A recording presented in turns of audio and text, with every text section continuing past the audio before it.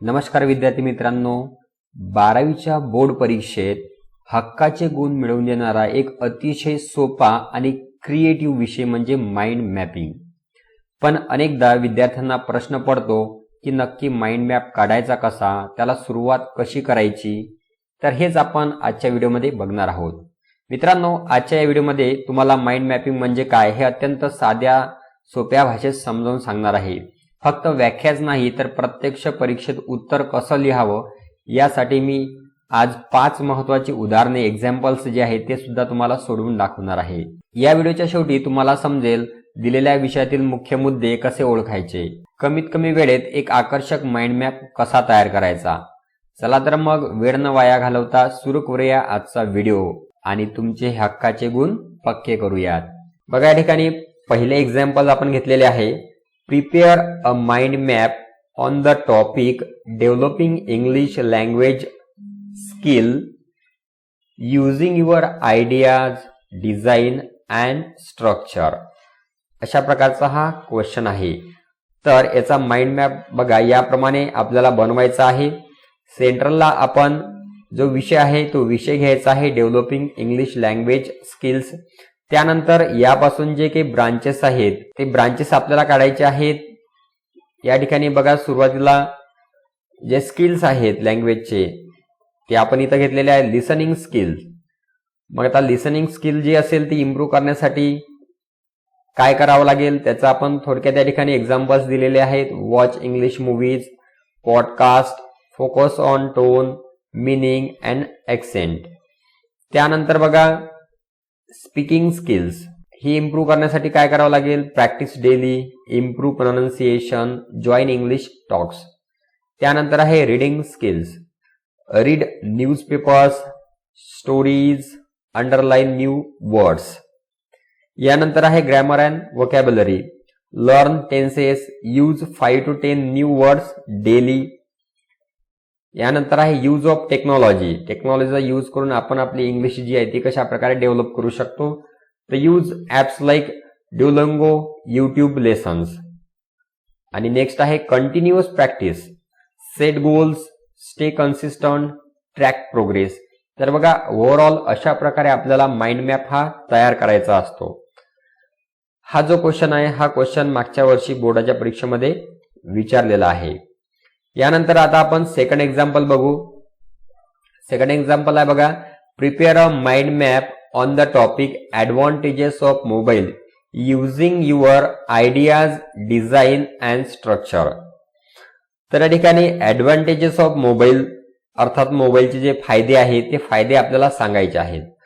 आता मोबाईलचे भरपूर फायदे आहेत ते आपल्याला या ठिकाणी आपण डायग्राम मध्ये बघतो त्याप्रमाणे डायग्राम काढून आपल्याला त्याचे फायदे एक एक फायदा जो आहे तो दाखवायचा आहे. बघा सुरुवातीला सोशल नेटवर्किंग, त्यानंतर आहे camera, YouTube, education, WhatsApp, calling, email. अशा प्रकारे आपण भरपूर या ठिकाणी जे ॲडव्हान्टेजेस आहे ते लिहू शकतो. तर अशा प्रकारे हा माइंड मॅप बनवायचा असतो. ही झाली आपली सेंट्रल थीम किंवा जो महत्वाचा विषय आहे तो, आणि त्या विषयाला अनुसरून जे आपल्याला या ठिकाणी सब पॉइंट्स जे आहेत ते लिहायचे असतात. नेक्स्ट आपण क्वेश्चन बघू. Third question, prepare a mind map on the topic benefits of sports using your ideas and design. Subject या ठिकाणी आपल्याला दिलेला आहे बेनिफिट्स ऑफ स्पोर्ट्स अर्थात खेळाचे फायदे. हा झाला आपला मेन सब्जेक्ट, मेन पॉइंट. आता त्याचे आपल्याला सब पॉइंट काढायचे आहेत. ते आपण 4 मध्ये डिवाइड केलेले आहेत, करिअर, हेल्थ, व्हॅल्यू, लाईफस्टाईल. आता करिअर मध्ये मग कशा प्रकारे त्याचे सब पॉइंट आपल्याला काढायचे आहेत, profession, jobs, games and sports. या व्यतिरिक्त आपण आणखी सुद्धा काढू शकता जेवढे आपल्याला आठवत असतील किंवा जेवढे आपण काढू शकतो तेवढे काढायचे. यानंतर आहे हेल्थ, यामध्ये physically fit, mentally fit, confidence. यानंतर व्हॅल्यू, खेळामुळे कुठले व्हॅल्यू जे आहे मूल्य जे आहे ते रुजवल्या जातात, cooperation, good behaviour, courageous. Next आहे लाईफस्टाईल, लाईफस्टाईलवर काय फायदा होतो खेळांचा, सॅटिस्फॅक्शन, डिसिप्लिन, हॅपी. तर बघा अशा प्रकारे आपल्याला बेनिफिट्स ऑफ स्पोर्ट्स याचा माइंड मॅप जो आहे तो बनवता येतो. यानंतर नेक्स्ट आपण बघूया number 4, prepare a mind map on the topic forms of communication. बघा हा क्वेश्चन सुद्धा बोर्डाच्या एक्झाम मध्ये विचारलेला आहे. फॉर्म्स ऑफ कम्युनिकेशन अर्थात संवादाचे जे माध्यम आहेत, प्रकार जे आहेत ते प्रकार आपल्याला सांगायचे आहेत. हा झाला आपला मेन पॉइंट. त्यानंतर आता त्याचे प्रकार आपल्याला इथे सांगायचे आहेत. प्रकार आहेत verbal communication, non verbal communication, return communication, visual communication. तर असे 4 फॉर्म्स आहेत कम्युनिकेशनचे. त्यानंतर आता मग वर्बल कम्युनिकेशन मध्ये कशाचा समावेश होतो ते आपण खाली दाखवलेलं आहे.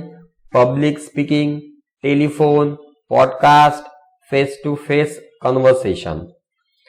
त्यानंतर आहे नॉन व्हर्बल कम्युनिकेशन कशा प्रकारे होऊ शकते त्याचे examples facial expression, posture, eye contact, hand gesture.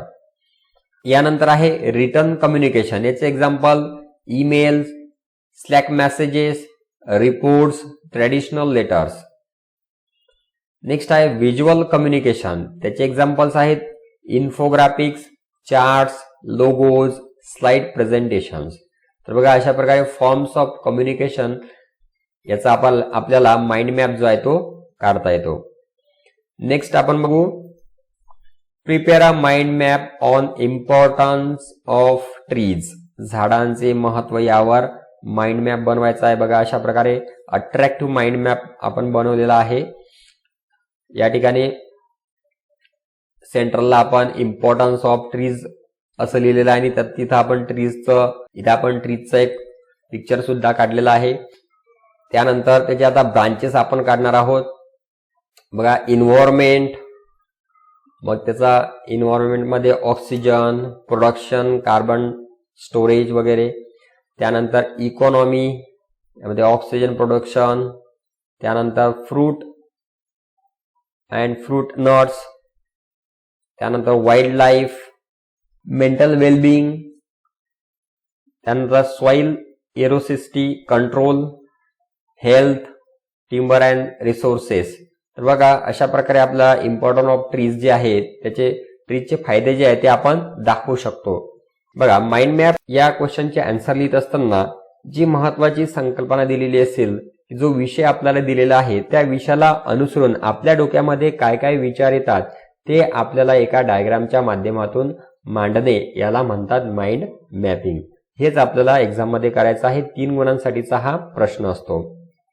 तर मित्रांनो आजच्या व्हिडिओमध्ये आपण माइंड मॅप जो आहे तो कशा प्रकारे करायचा हे आपल्याला नक्कीच समजलेलं असेल.